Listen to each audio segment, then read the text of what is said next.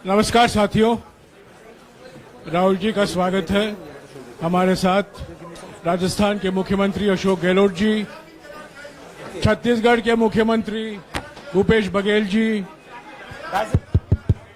Hello,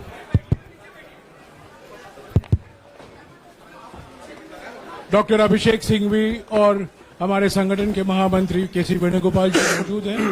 मैं राहुल जी से गुजारिश करूंगा, वो पहले आपको संबोधित करेंगे, बाद में आपका सवाल जवाब लेंगे। राहुल जी। नमस्कार। मैंने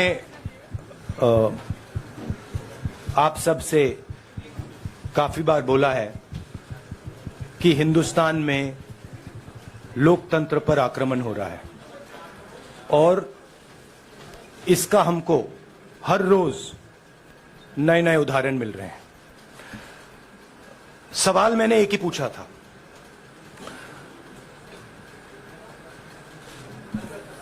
फाउंडेशन पे जाता हूं, अदानी जी की शेल कंपनीज हैं, अदानी जी की शेल कंपनीज हैं, उसमें 20,000 करोड़ रुपया किसी ने इन्वेस्ट किया। अदानी जी का पैसा नहीं है, अदानी जी का इंफ्रास्ट्रक्चर बिजनेस है, पैसा किसी और का है। सवाल यह है, ये जो 20,000 करोड़ रुपए हैं, ये किसके हैं? ये सवाल मैंने पूछा। मैंने पार्लियामेंट हाउस में प्रूफ देके, जो मीडिया रिपोर्ट से मैंने निकाला, अदानी जी और नरेंद्र मोदी जी के रिश्ते के बारे में डिटेल में बोला। रिश्ता नया नहीं है, रिश्ता पुराना है। जब नरेंद्र मोदी जी गुजरात के सीएम बने थे, तब से रिश्ता है और उसके बहुत सारे पब्लिक प्रूफ्स हैं। हवाई जहाज में मैंने फोटो दिखाई, नरेंद्र मोदी जी बड़े कंफर्ट में बैठे हुए थे अपने दोस्त, अपने मित्र के साथ।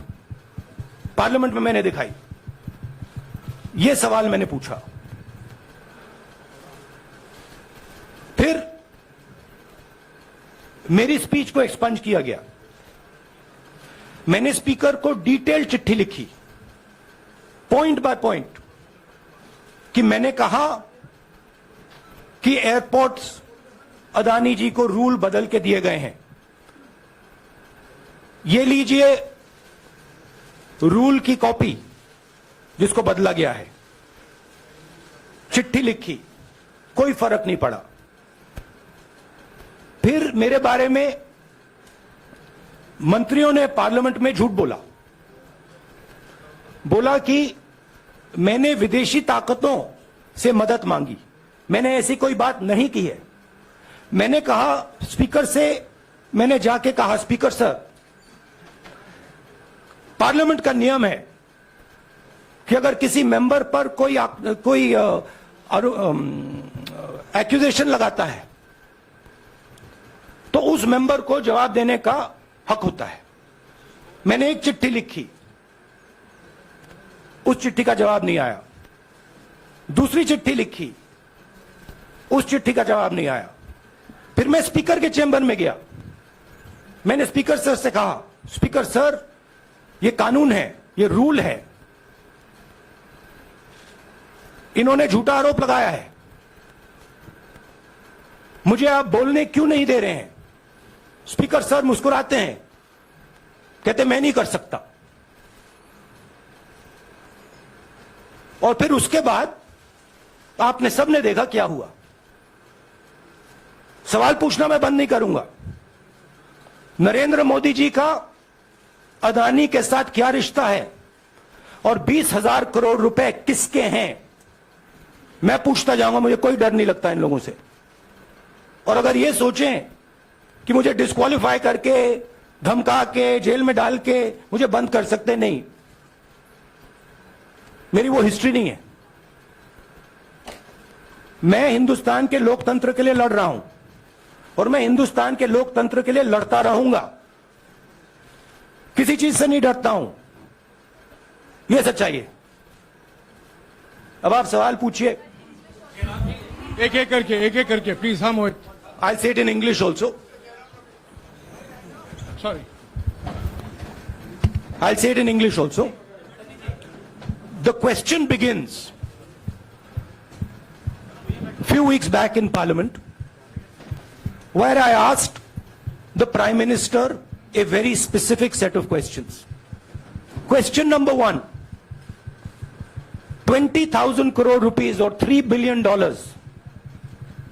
are in shell companies owned by Mr. Adani. Mr. Adani could not have generated this money. He's an infrastructure business. Where did this money come from? Whose money is it? That was the first question. Whose shell companies are there? These companies are working in the defense field. Why does nobody know whose money this is? There is a Chinese national involved in this. Why is nobody asking the question, who is this Chinese national?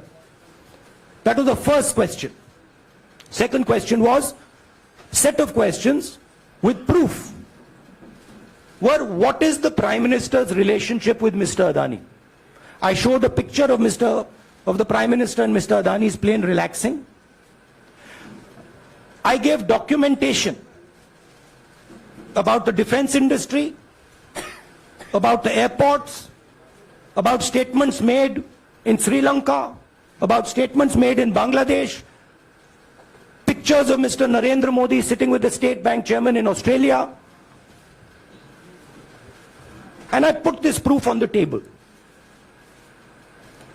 Immediately after that, the BJP started its work.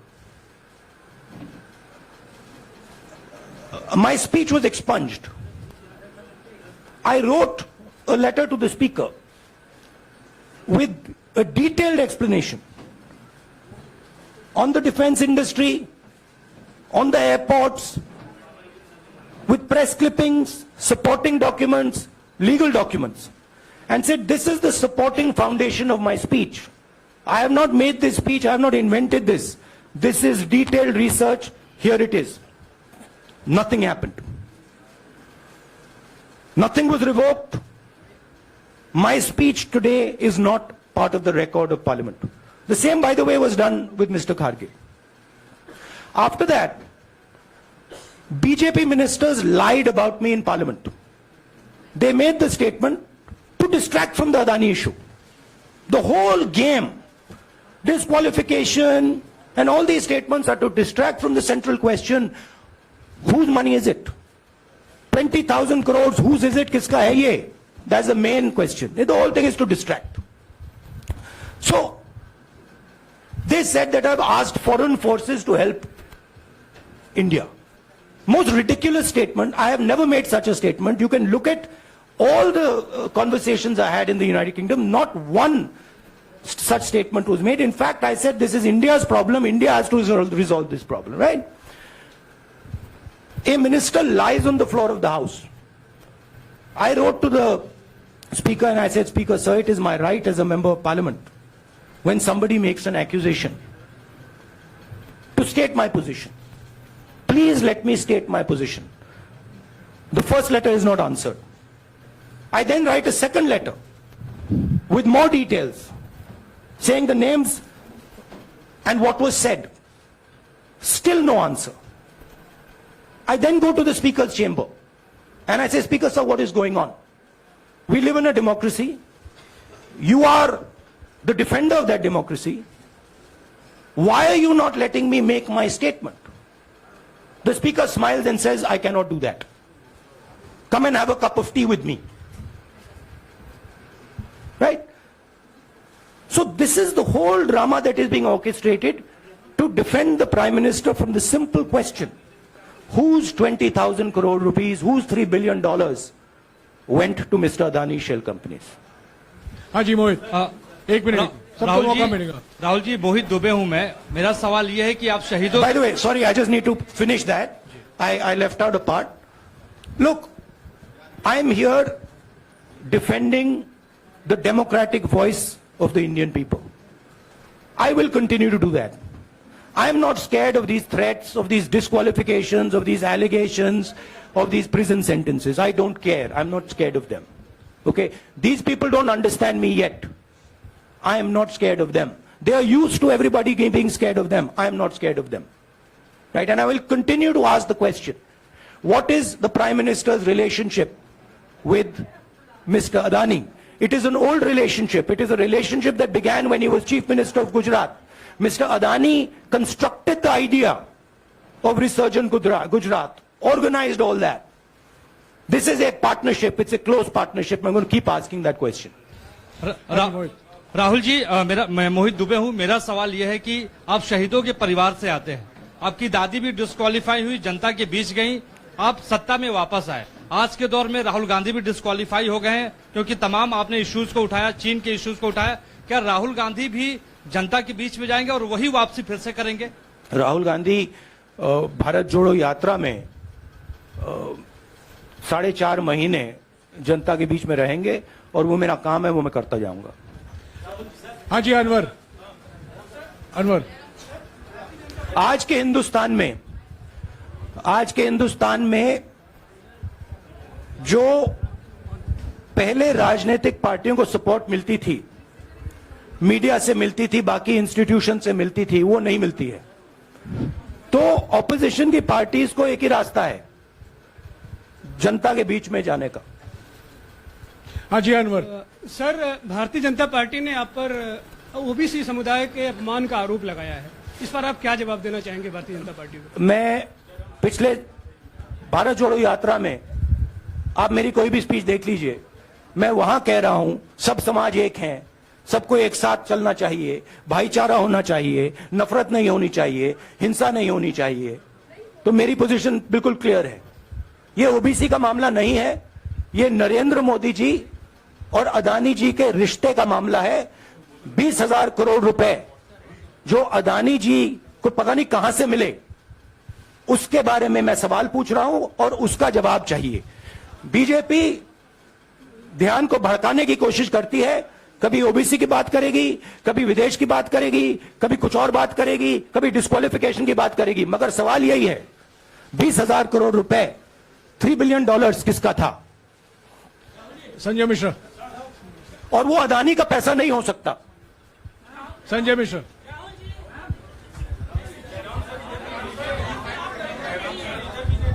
लेकिन आपने कहा आप डरते नहीं हैं, लेकिन state के target पे हैं और स्टेट आपके खिलाफ है, पूरी स्टेट, पूरी मशीनरी आपके खिलाफ है।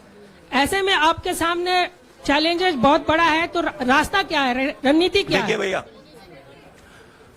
चाहे स्टेट हो चाहे कुछ भी हो, मैं सच्चाई को देखता हूं।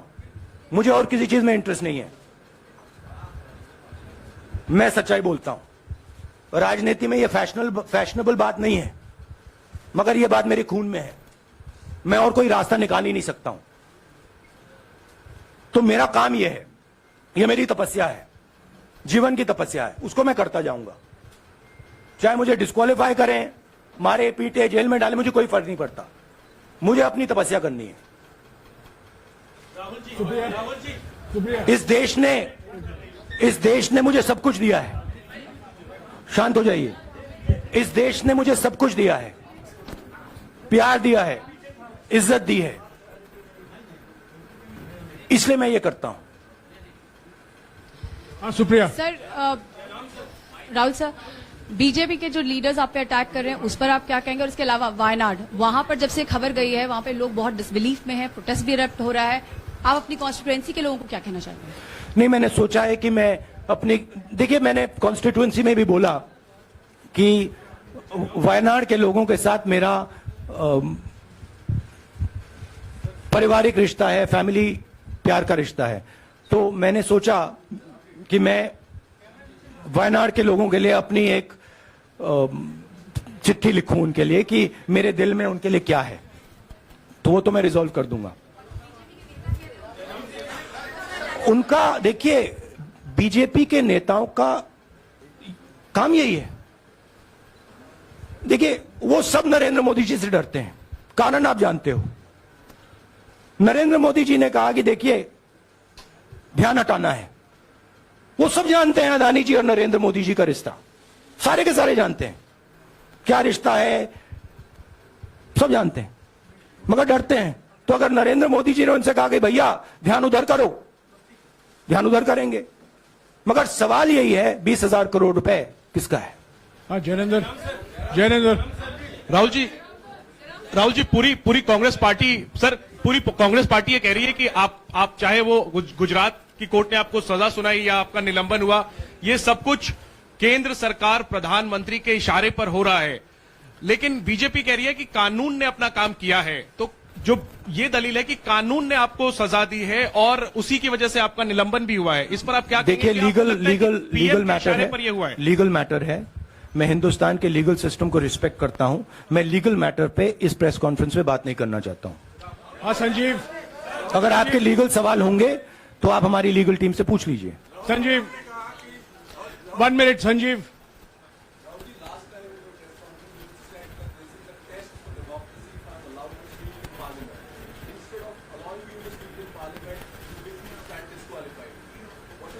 No, look, please understand why I have been disqualified. I've been disqualified because the Prime Minister is scared of my next speech. He's scared of the next speech that is going to come on Adani, right? I've seen it in his eyes. So he's terrified of the next speech that is going to come, and they don't want that speech to be in Parliament. That's the issue. That is why first the distraction, now the disqualification. Please don't be confused about this matter.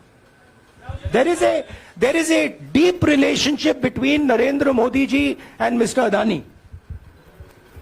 There is a question. 20,000 crore rupees have suddenly arrived in Mr. Adani's shell companies. Where has this money come from? Whose money is it? It is, some of these companies are defense companies. Why is the defense ministry not asking this question? Why is the defense ministry not asking the question? But please explain to us, whose money is this that is being spent on our drone development, that is being spent on our missile development, that is being spent on our ordnance production? Why is the defense ministry not asking this question? हाँ मंजरी please, एक minute Manjari.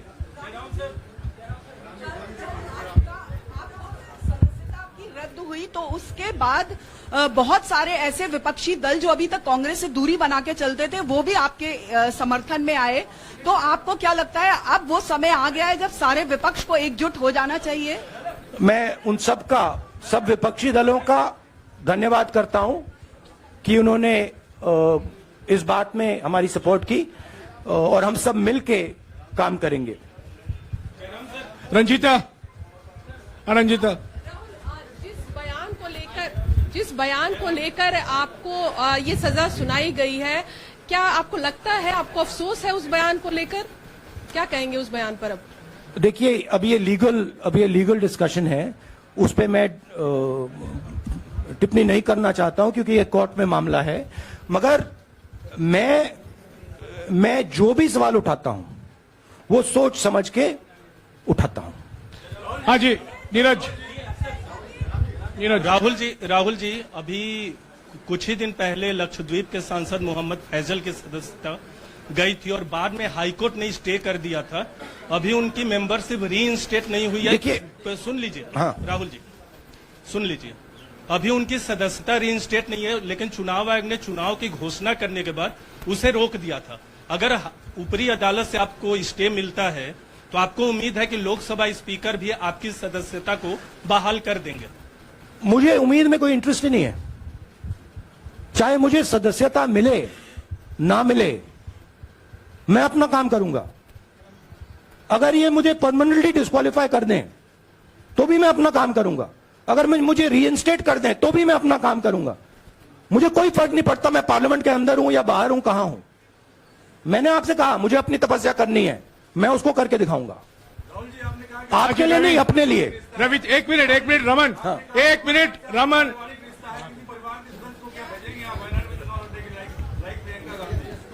It is not up to me, it is up to Congress president कौन जाएंगे। राहुल जी मेरा सवाल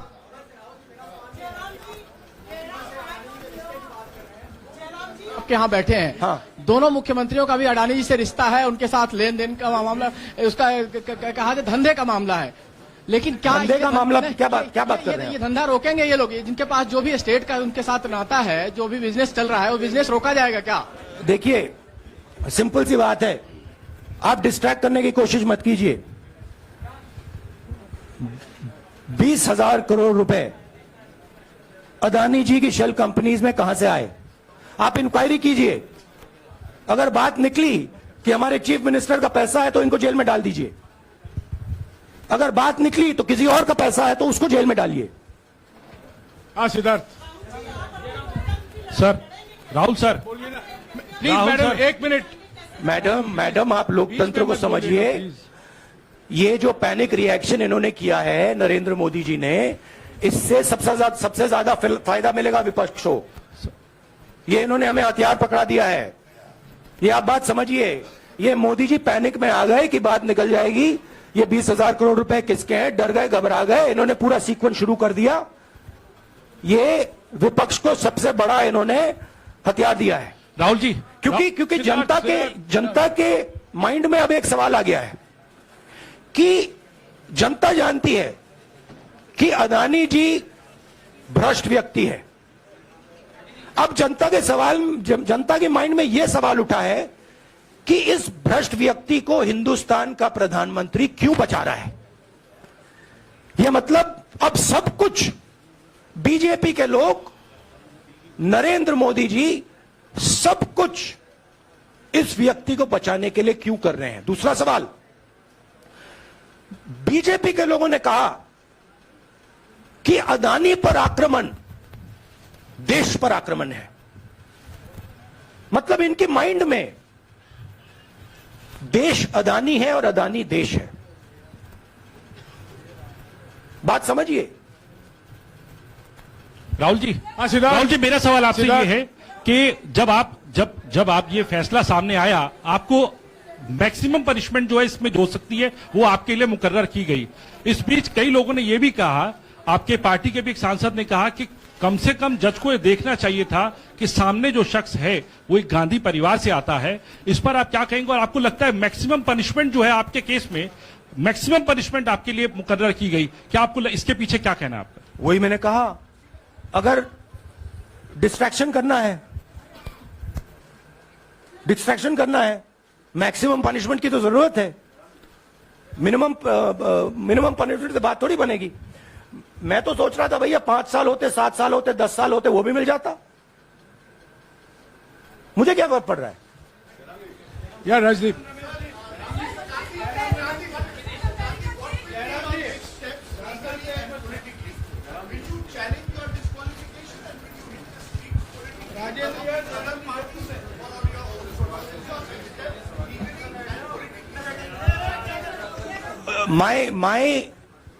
I have only one step, and that step is to fight for the truth in this country and to defend the democratic nature of this country that is under. Please let me finish, Rajdeep, unless you want to answer it for me.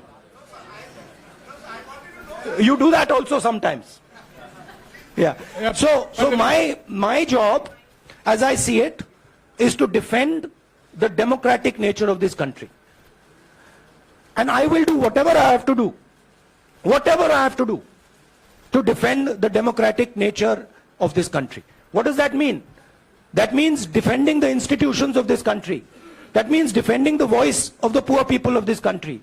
That means telling the people of this country the truth about people like Mr. Adani, who are basically exploiting the relationship they have with the Prime Minister.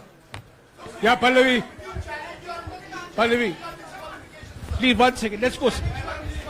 Look, see, these are legal matters. It makes me no difference.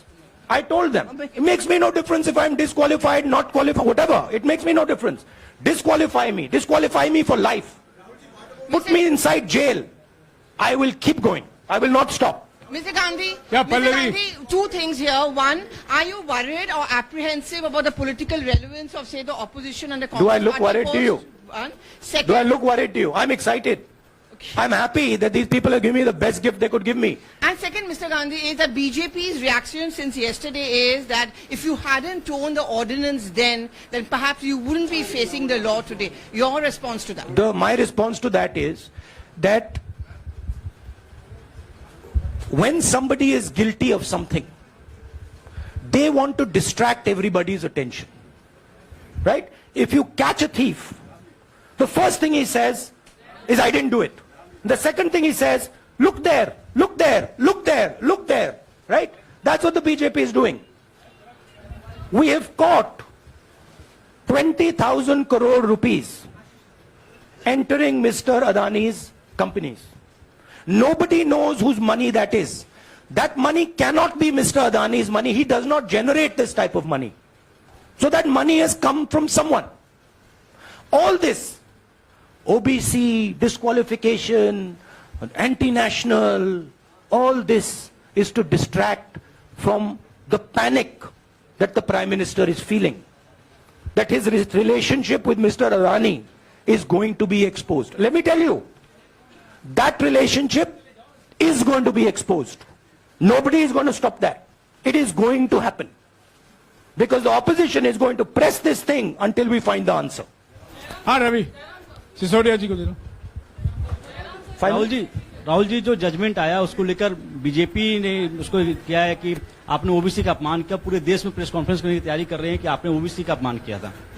भैया देखिए, पहला आपका attempt वहां से आया, दूसरा आपका attempt यहां से आया, तीसरा आपका अटेम्प्ट यहां से आया.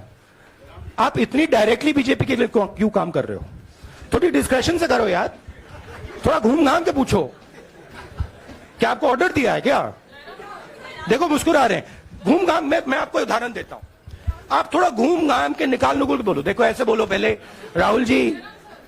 हाँ, तो please if you want to work for the BJP, then bring a BJP flag symbol here and put it on your chest. Then I'll answer you the same way I answer them. Don't pretend to be a pressman. Vikrant. Rahul ji हवा निकल गई. Rahul ji BJP के लोग बार बार ये बात कहते हैं कि आपने जब विदेश में जाके भाषण दिया तो उन्होंने कहा माफी मांग लेते.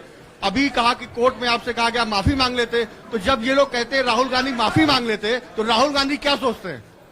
राहुल गांधी सोचता है मेरा नाम सावरकर नहीं है, मेरा नाम गांधी है. गांधी किसी से माफी नहीं मांगता. और मैंने कहा पार्लियामेंट हाउस में, कहा कि भैया मुझे बोलने दीजिए ना, एक बार तो बोलने दीजिए. 2 बार चिट्ठी लिखी, तीसरी बार मैं पर्सनली स्पीकर से जाके कहता हूं, स्पीकर सर प्लीज, आप डेमोक्रेसी के लोकतंत्र के आप प्रोटेक्टर हैं, मुझे बोलने दीजिए. मुस्कुरा के कहते हैं भैया मैं तो नहीं कर सकता. आप नहीं कर सकते तो कौन कर सकता है? शायद मुझे जाके मोदी जी से पूछना पड़े, वो तो करने नहीं देंगे. तो मेरा जो पॉइंट है, इस देश में लोकतंत्र खत्म हो गया है. इस देश के लोग जो इनके दिल में है, हमारे दिल में है, बोल नहीं सकते हैं. इस देश के इंस्टीट्यूशन पर आक्रमण हो रहा है. और उस आक्रमण का मैकेनिज्म क्या है?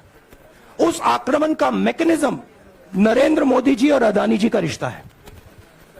वो फाउंडेशन है. मैं नरेंद्र मोदी जी पर सवाल नहीं पूछ रहा हूं, मैं अदानी जी पर सवाल पूछ रहा हूं. बीजेपी अदानी जी को क्यों प्रोटेक्ट कर रही है? आप नरेंद्र मोदी जी को प्रोटेक्ट कीजिए. मैं अदानी जी पे पूछ रहा हूं, आप अदानी जी को क्यों प्रोटेक्ट कर रहे हो? आप इसलिए अदानी जी को प्रोटेक्ट कर रहे हो क्योंकि आप ही अदानी हो. Thank you. Thank you.